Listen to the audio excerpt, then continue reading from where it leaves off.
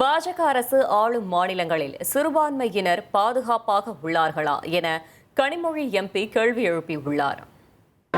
அண்ணாமலை என்ன சொல்லியிருக்காருன்னா, எய்ம்ஸ் மருத்துவமனை இதுவரைக்கும் சிஎம்ஏ வந்துட்டு ஆய்வு பண்ணலாம்னு சொல்லி கேட்டிருக்காரு. அது மாதிரி இப்போ எய்ம்ஸ் மருத்துவமனை லேட்டர் காரணம் திமுக அரசு தான் அப்படின்னு அவர் ஏதோ ஒரு கனவு உலகத்தில் இருக்கார்.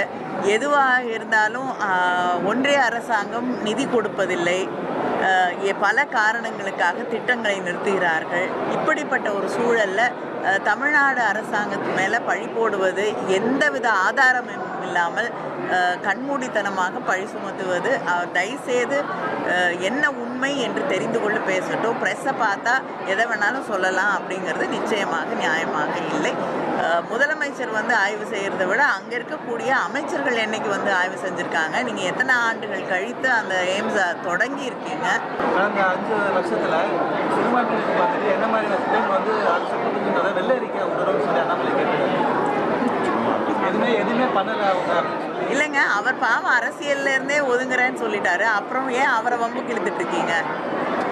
சிறுபான்மையினருக்கு பாதுகாப்பாக இருக்கக்கூடிய ஒரு மாநிலம் தமிழ்நாடு. அவங்களுடைய ஆட்சியில் இருக்கக்கூடிய பிஜேபியில் இருக்கக்கூடிய ஆட்சி செய்து கொண்டு இருக்கக்கூடிய எந்த மாநிலத்தில் சிறுபான்மையினர் நிம்மதியாக பாதுகாப்பாக இருக்காங்க அப்படின்னு சொல்லுவேன். 1,26,00,000 மனங்களை வென்ற தந்தி டிவி யூடியூப் சேனல். தவிர்க்க முடியாத தம்ப்நெயில்ஸ், கலக்கலான கான்டென்ட்ஸ். நீங்களும் இந்த குடும்பத்தில் இணைய இப்பவே சப்ஸ்கிரைப் பண்ணுங்க. அசுரபலம் கொண்ட எங்கள் டிஜிட்டல் கரங்களில் உங்கள் விளம்பரங்களை சேர்க்க வாட்ஸ்அப் பண்ணுங்க. 8939888838. Email advttv@dttv.in.